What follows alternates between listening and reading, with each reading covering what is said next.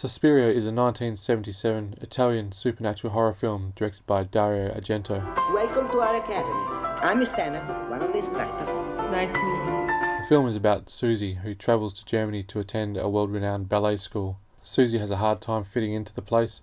She hears noises, strange occurrences keep happening, people start dying, and Susie tries to uncover the terrible secrets that plague the dance school. How'd you like it at August? It's nice.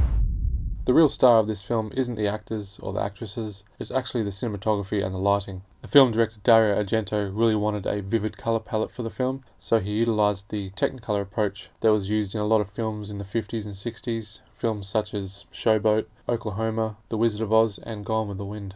The Technicolor approach was dying out in the 70s. It was expensive and it was becoming outdated. A lot of the studios had begun throwing out their Technicolor machines, but Dario Argento held on to one. Suspiria was actually one of the last films to be released in Technicolor.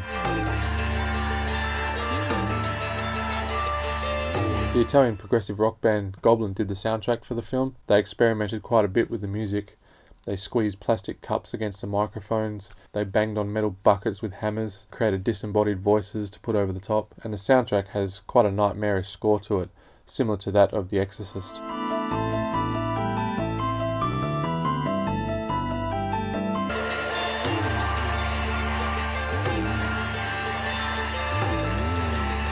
With a lot of the Italian films, they did end up doing an overdubbing process after the film had finished. The dubbing was okay. One notable actor I did find in the film was Udo Kier, who plays a minor role. But lately she was upset about some notions put into her head by a friend of hers. He's acted in many films, including Johnny Mnemonic and Ace Ventura. No matter what's going on in my life, I can always watch them swim and be totally at peace. Overall, Dario Argento's 1977 Suspiria is an okay horror flick. There were a handful of scenes that I did think were genuinely creepy. I can imagine in the 70s this would have been a violent flick, but with the amount of horror slasher films that have come out since then, it's not really that violent. The set design was quite nice to look at, and it did create a surreal, nightmarish ambience. And the actors and actresses in general were quite good in their roles. It's the usual slasher film trope, the lead actor / actress trying to figure out who's doing the killings and why. But I did find myself losing interest at times because the plot was a little bit thin. But the heavy-handed style actually kept me interested. It's definitely a film that has more style over substance, but if you're into horror films, it's a decent slasher flick to sink your teeth into. So with that, I'm going to give Suspiria 3.5 stars out of 5.